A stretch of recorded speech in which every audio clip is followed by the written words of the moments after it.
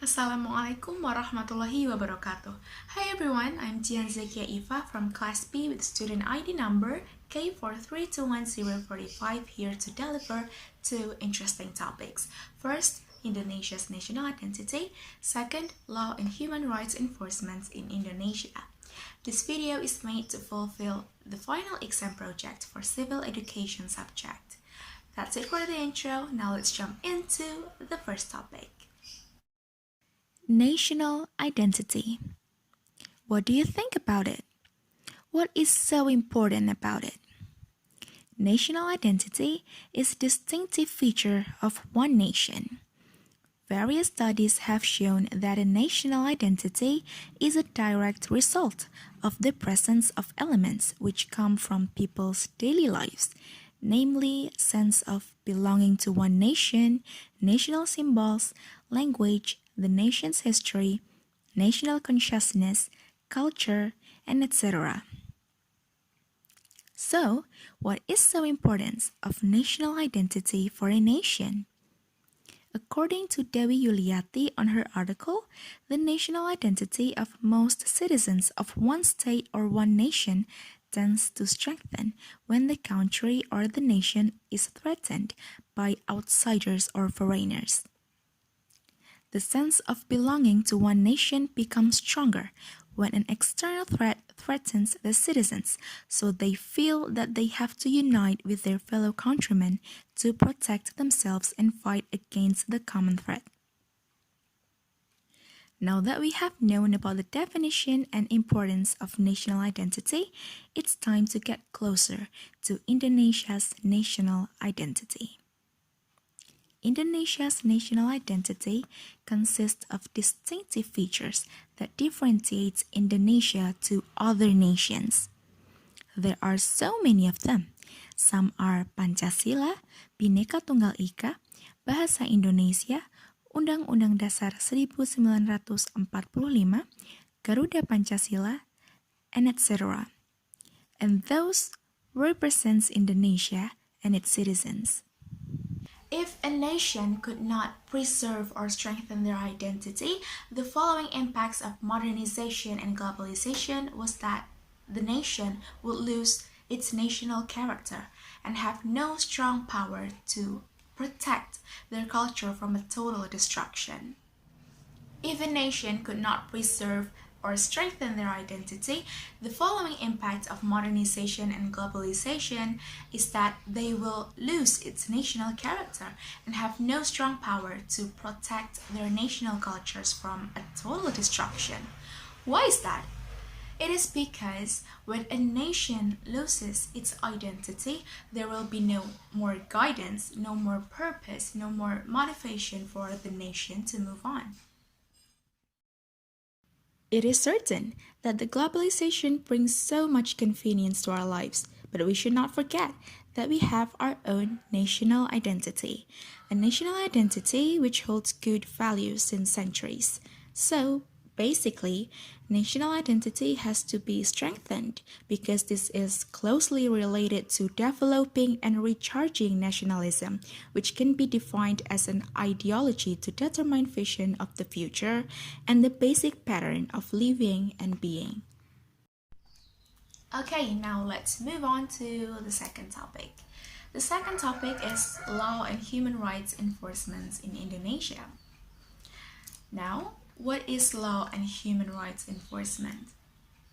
Law enforcement is the activity of some member of government who act in organized manner to enforce the law by discovering, deterring, rehabilitating, and punishing people who violate the rules and norms governing that society.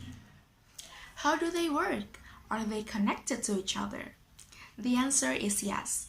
If a nation have a good law enforcement, then the citizens' rights will be guaranteed. Now, how is the implementation of law and human rights enforcement in Indonesia? Let's take a look at some issues. Indonesia is a law nation. In Undang-Undang Dasar 1945, the Constitution of Indonesia, equality in law and government has been emphasized and guaranteed, specifically on Undang-Undang Dasar 1945, Chapter 27, Verse 1. But not a few people feel less satisfied, even do not believe in law and human rights enforcement anymore. This condition is driven by the lack of law and human rights enforcement practices in Indonesia. There are some inequalities in the practices. On Monday, 23rd of August 2021, the court sentenced a 12 years in prison for Juliari Batubara, a former Minister of Social Affairs who corrupted 32.48 billion rupiah from the COVID-19 Social Assistance Fund. The judges gave him leniency because he has been bullied by the people due to this issue. Since this issue had blown up, indeed many people were interested in it. How could a Minister of Social Affairs corrupt Social Assistance Fund for the people who need them? Added to the punishment that is considered inconsequential, people are furious about this. Masyarakat Anti Korupsi Indonesia or MAKI criticized the judge's decision against Juliari regarding the COVID-19 social assistance bribery case. MAKI considers that the judge should not need leniency in sanctions for Juliari just because he was insulted by the community. Kurnia Ramadana, a researcher from ICW, Indonesia Corruption Watch, also said that the insults that Juliari received were normal. Moreover, Juliari committed corruption during the COVID-19 pandemic. He considered the insults that Juliari received were not commensurate with the suffering of the people. Because, due to the corruption, people have difficulty getting social assistance. Due to this issue, people assume that the leniency judges gave to Juliari is because he is a government official. Okay, now let's take a look at the law enforcement for the common people. In September 2021, the case of milk theft that happened to two mothers in Blitar received attention of many parties. In this case, the two mothers were charged with Article 363 of the Criminal Code. The two mothers stole the milk because they had difficulty to fulfill the needs of their children. They faced up to 7 years in prison. Many parties feel that the punishment is not comparable to acts of corruption, which are only lightly punished.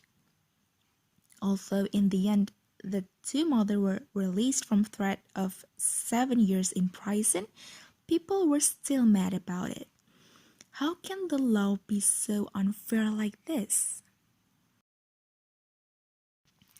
How about the human rights enforcement?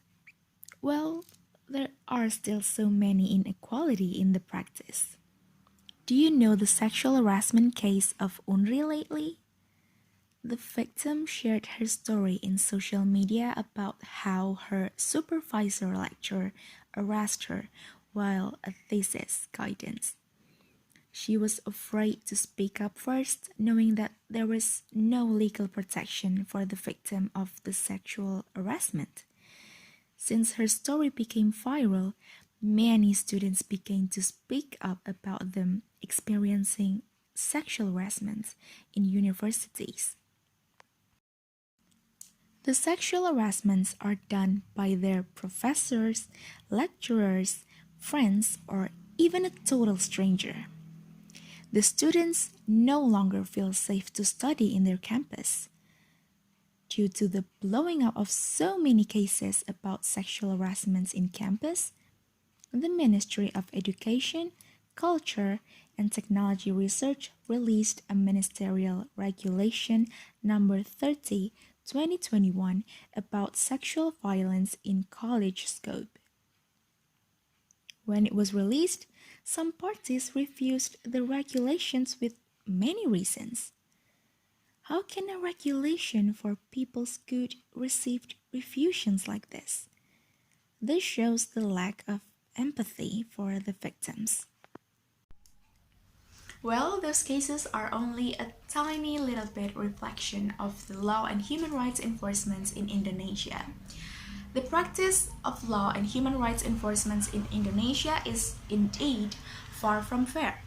It's very clear that the law and justice are only for those who have power. What should we do about this? Well, we should continue to support the equality in law and human rights enforcement in Indonesia, and also we have to supervise the practice of law and human rights enforcement in Indonesia as its citizen. That's all for the video. I hope it can encourage us to be a better Indonesian, and together we build the better Indonesian for our grandchildren in the future. Thank you for your attention. Wassalamualaikum warahmatullahi wabarakatuh.